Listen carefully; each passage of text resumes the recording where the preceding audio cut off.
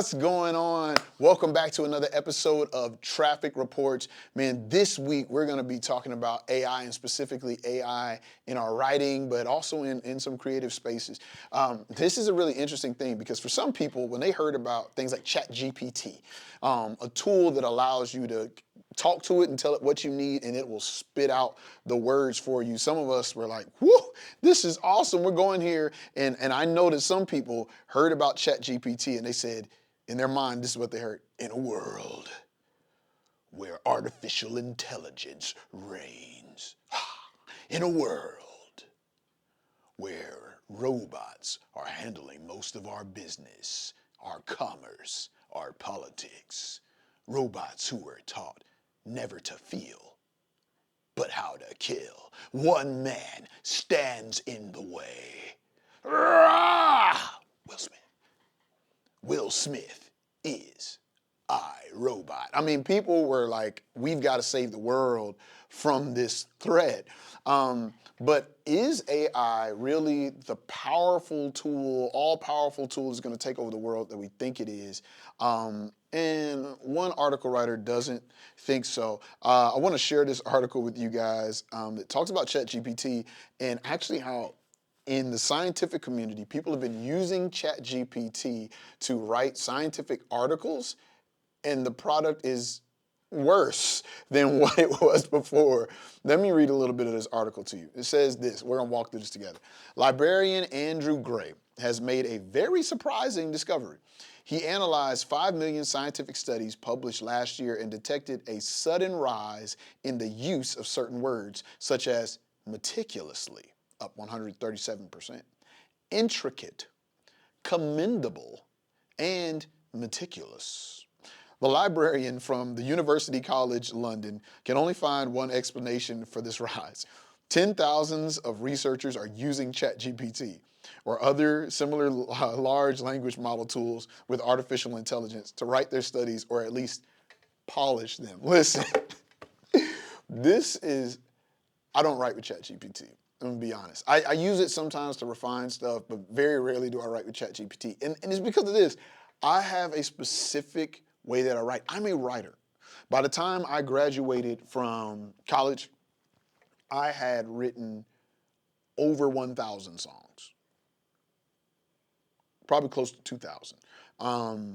Matter of fact, by the time I got to college, I'd probably written close to 1,000 songs. I'm a writer, and I have a certain voice that I like to write in. When I'm writing professionally, I have a certain voice. When I'm writing colloquially, I have a certain voice. I just have a certain voice that I like to use. And whenever I used ChatGPT, it was like, this doesn't sound like me. And I spent just as much time editing it as I did writing it. And listen, it's like this here. I know that some people are like, but you got to get better at your writing. And some people, I know someone who's using ChatGPT to get through college right now. And it's in classes where they're not being graded on their grammar, they're being graded on their thoughts, their understanding.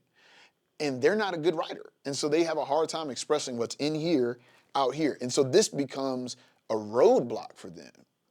And I'm like, hey, if you use spell check, if you're paying for Grammarly, why not use ChatGPT?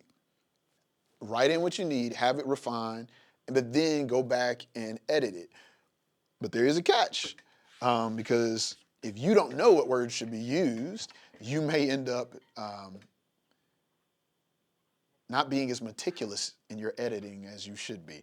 Let's keep going. It says, there are blatant examples. A team of Chinese scientists published a study on lithium batteries on February 17th. This is hilarious. The work, published in a specialized magazine from the Elsevier publishing house, begins like this. Certainly.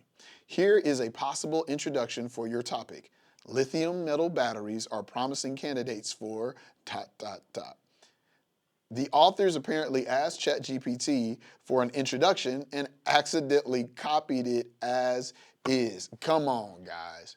Cheating 101. You got to show your work. If you're cheating off of the best student in class, you got to at least get one wrong. You can't just copy word for word. A separate article in a different Elsevier journal published by Israeli researchers on March 8th includes the text.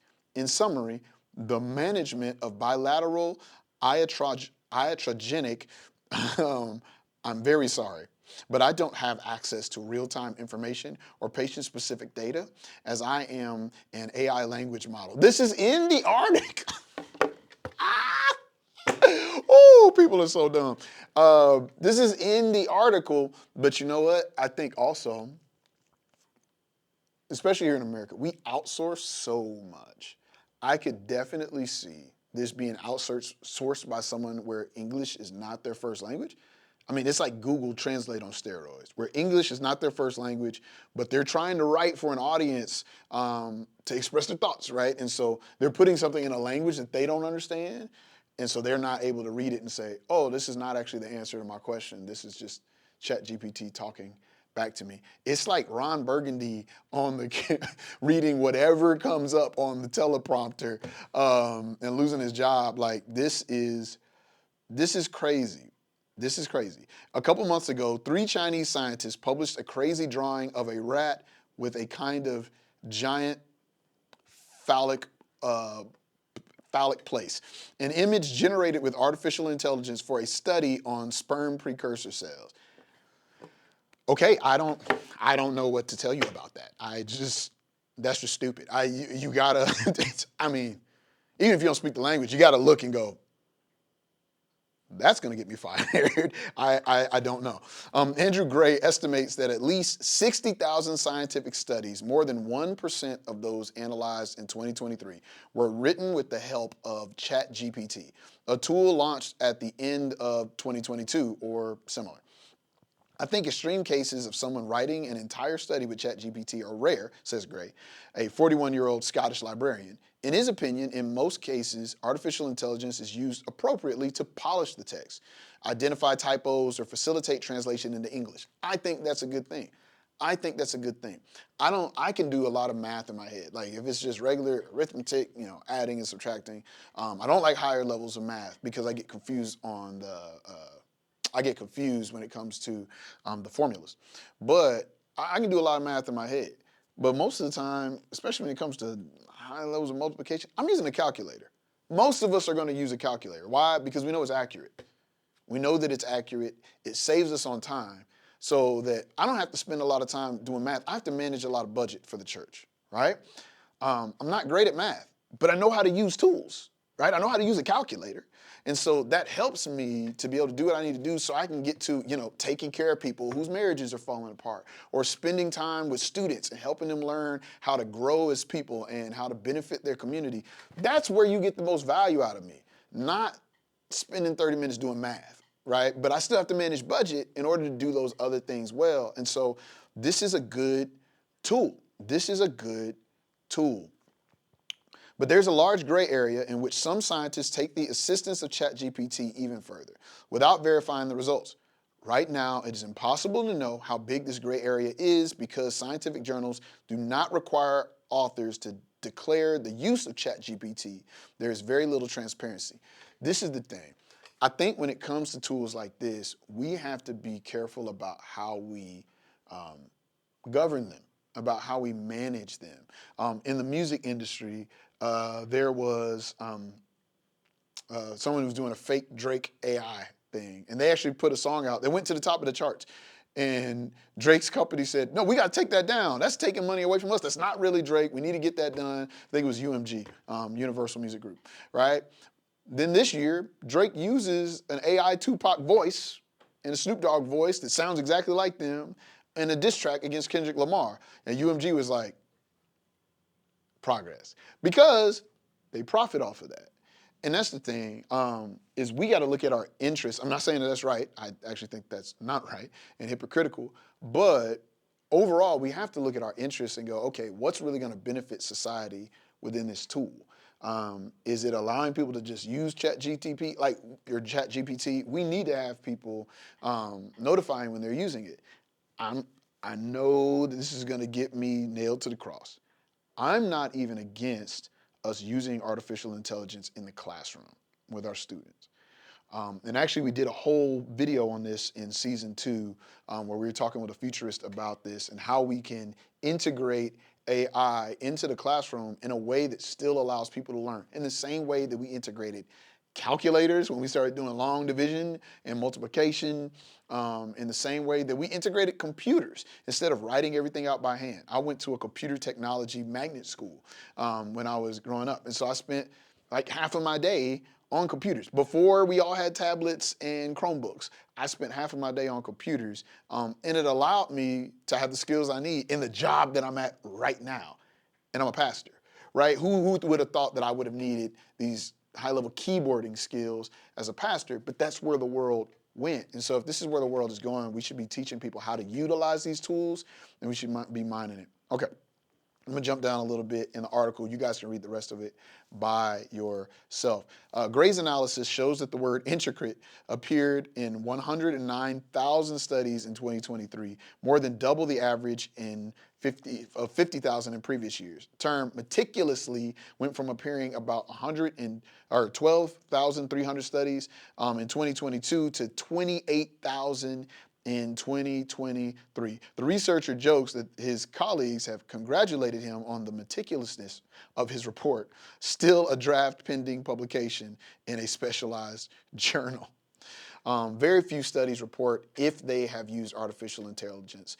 Gray warns of the danger of a vicious circle in which subsequent versions of ChatGPT that are trained with scientific articles written by the old versions, giving rise to increasingly commendable, intricate, meticulous, and above all, insubstantial, that means not effective studies, right? I tried to use ChatGPT to write songs at one point. I just wanted to see if the tool could work for me. I work for a company where I do custom songs for people, and I was like, yo, if I could bang out a rough draft real quick and then sub some things in, because I'm already a good writer, I'm like, man, that would save me a lot of time. I'd be able to spend time with my family. I'd also be able to make some extra income for some of the goals that I have that I want to achieve for my community, right? And I'd still be editing and doing all of those types of deals. What I found out is that AI writes terrible music. It's awful. It is actually absolutely awful because one thing that AI can't do is innovate. AI cannot innovate. And that is what we need to do when it comes to how we utilize this tool and where we go, in my opinion, is we need to learn to innovate. How can we use this to help students who are struggling with reading or writing comprehension? How can we use conversations with AI to help them learn, especially students who have less access to resources? Our educational system is still highly biased, and it has been since its creation against certain students from different cultures. And you can look this up on your own. I don't have the research in front of me, and so I don't like to misquote. So I'm not gonna go into that, but we talked about some of this in season 2 as well. It sounds like y'all just need to go watch and listen to season 2. But it's really important that we come up with tools that save us on time and save us on money, but also help level the playing field for people across the board, especially coming out of COVID, which that pandemic impacted our educational system tremendously and meticulously, right? But it had a hard impact on our students. I know that when I was having to help my students with their homework at home, I wanted to use every single tool that was available to help them because we were in a we were in an odd situation, right? And we needed all the assistance we could get. I think this technology is out here. And if we don't use it, the hackers are going to use it. That's just always how it is. So I say that we start working on how do we innovate this technology and implement it into everything except for art. And I'm not saying because it's not important. I'm just saying the art that AI makes is often not good. At least not the musical art that AI makes. It's just often not good. And so I'd be opposed to that, but not from a moral standpoint, just from a quality standpoint. Like, it's trash. It's trash music, and we already got Drake. We just don't need any more trash pop music. If you disagree with me, argue with me in the comments. Man, we will see you next time. Hey, I hope you like, comment, subscribe, all those good things. And let's have a conversation. What do you guys think about AI? What do you think about it in research? What do you think about it in art? Do you think we should be innovating, or do you think, man, we should just get this out of here and legislate it out? Love to have a conversation with you. I'll see you guys online, and we'll see you next week in the intersection.